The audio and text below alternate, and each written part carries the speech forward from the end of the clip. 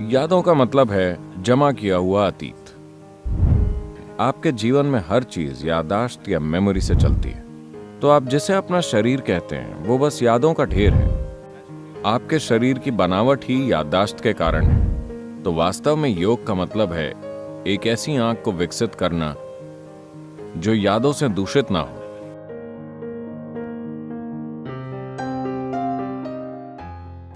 The essence of all this is अब इस सब का सार ये है कि सबसे पहले ये समझना होगा कि अस्तित्व की प्रकृति क्या है।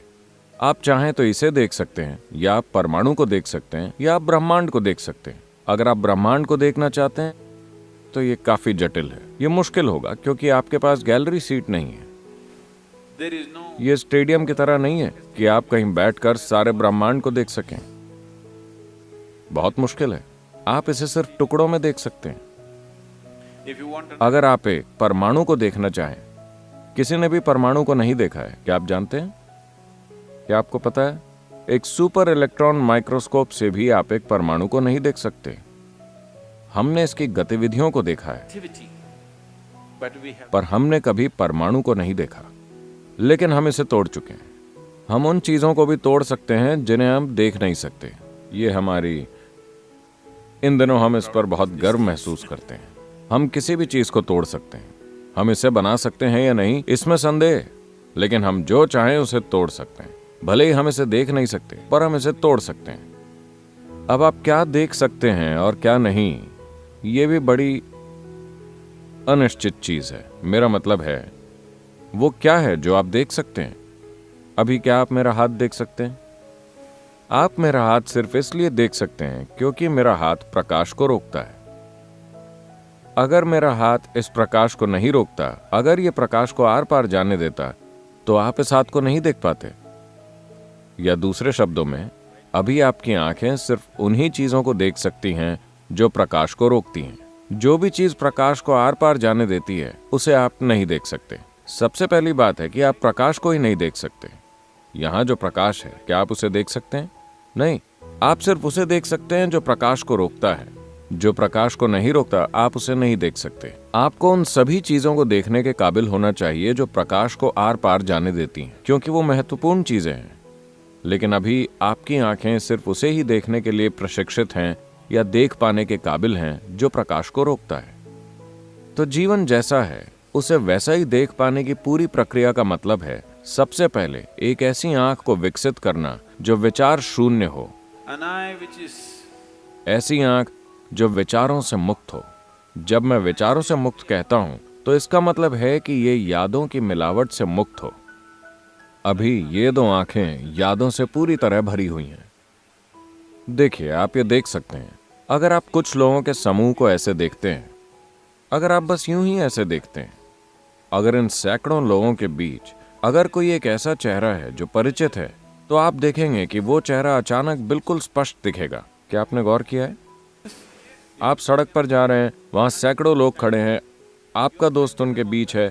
अगर आप वहां देखते हैं तो सिर्फ उस दोस्त का चेहरा दूसरे लोगों के चेहरों से कहीं ज्यादा साफ दिखाई देता है, क्योंकि ये आंख याददाश्त के साथ काम करती है। आपके पास जितनी ज्यादा यादें होती हैं, ये उतना ही बेहतर देखती है। अगर कोई यादें नहीं है तो ये नहीं देख सकती। यादों का मतलब है जमा किया हुआ अतीत। यादों का मतलब है जानकारी।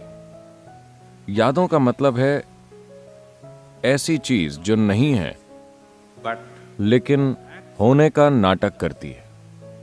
यादें असलियत से ज्यादा असली होती हैं, है कि नहीं? मैं चाहता हूं कि आप ये समझें, आपके जीवन में हर चीज याददाश्त या मेमोरी से चलती है। सिर्फ कंप्यूटर स्टिक ही नहीं, आपके जीवन में सब कुछ। जब मैं याददाश्त कहता हूं तो ये केवल यहां नहीं है। आपका शरीर ही यादों का एक ढेर है। अगर आप केला खाते हैं eat a banana, तो ये एक पुरुष का शरीर बन जाता है, और अगर वो एक केला खाती है तो ये एक महिला का शरीर बन जाता है। ऐसा सिर्फ शरीर में मौजूद याददाश्त की वजह से होता है ना? जानकारी जो इस शरीर में भरी है और जो उस शरीर में भरी है वो अलग अलग है। वही केला एक आदमी बन जाता है, वही केला एक औरत बन जाता है। या क्या आप अलग अलग तरह के केले खा रहे हैं?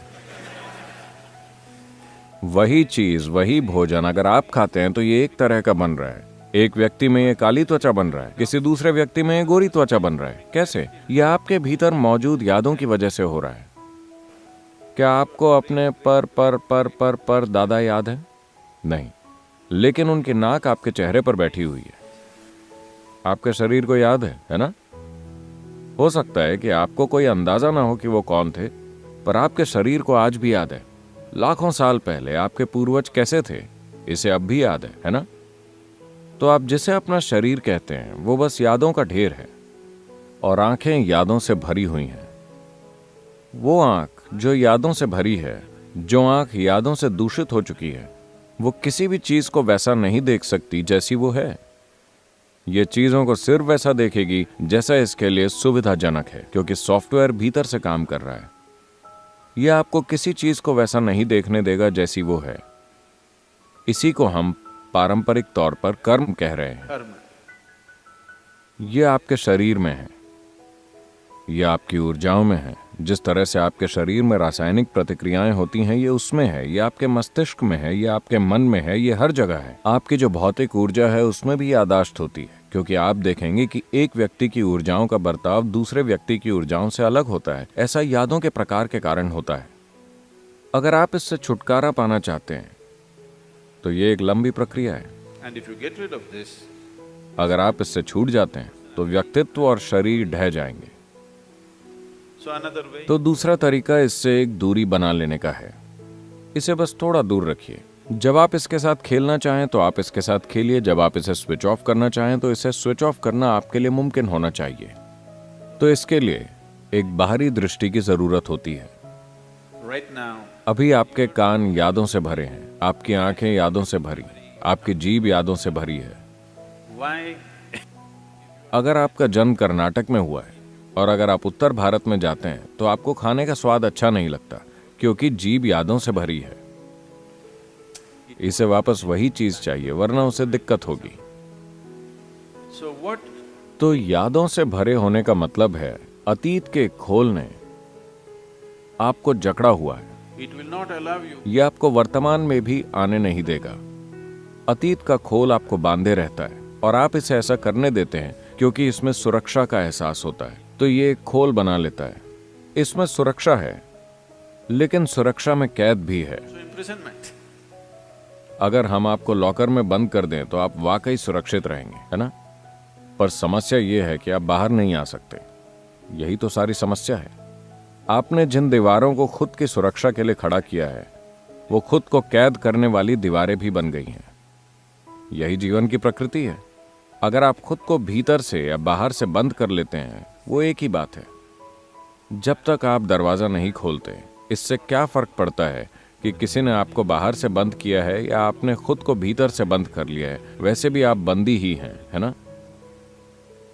अगर कोई आपको बाहर से बंद करता है तो आप कम से कम शिकायत कर सकते हैं और चीख सकते हैं। आपने खुद को भीतर से बंद कर लिया है तो आप बस मायूस ही हो सकते हैं। आप चीख भी नहीं सकते। आप किस पर चीखेंगे? तो हम इसी प्रक्रिया पर गौर कर रहे हैं।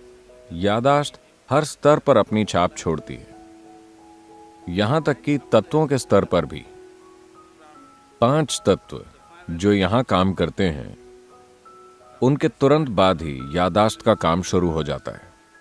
तो जब हम कर्म शब्द बोलते हैं तो ये कोई एक साधारण फॉर्मूला नहीं है, या लोग कर्म के सिद्धांत की बात करते हैं। हम किसी सिद्धांत की बात नहीं कर रहे हैं, हम एक तरह की वास्तविकता की बात कर रहे हैं। कर्म का मतलब है यादाश्त, कार्य और यादाश्त। पिछले कार्य सिर्फ यादों के रूप में मौजूद होते हैं, है कि नहीं? यादाश्त सिर्फ यहां की नहीं है। शरीर के हर कोशिका की अपनी यादाश्त होती है। एक परमाणु का बर्ताव दूसरे परमाणु से अलग क्यों होता है, जबकि दोनों के घटक एक ही हैं? वो इसलिए क्योंकि इसमें यादाश्त होती है। हाइड्रोजन के परमाणु के पास एक तरह की यादें हैं, ऑक्सीजन के परमाणु की दूसरी तरह की यादें हैं। जब तक कि आप उन्हें आपस में नहीं मिलाते, वो उसी तरह बर्ताव करते रहेंगे। ये एक छोटे दायरे में होता है, आप थोड़े बड़े दायरे में हैं, ब्रह्मांड बहुत बड़े दायरे में है, लेकिन वहां भी वही यादाश्त सब कुछ चलाती है। तो जब हम कर्म की बात करते हैं तो हम किसी कॉन्सेप्ट या फिलॉसफी की बात नहीं कर रहे हैं, हम एक वास्तविकता की बात कर रहे हैं जो आपके रूप में अभिव्यक्त हुई है।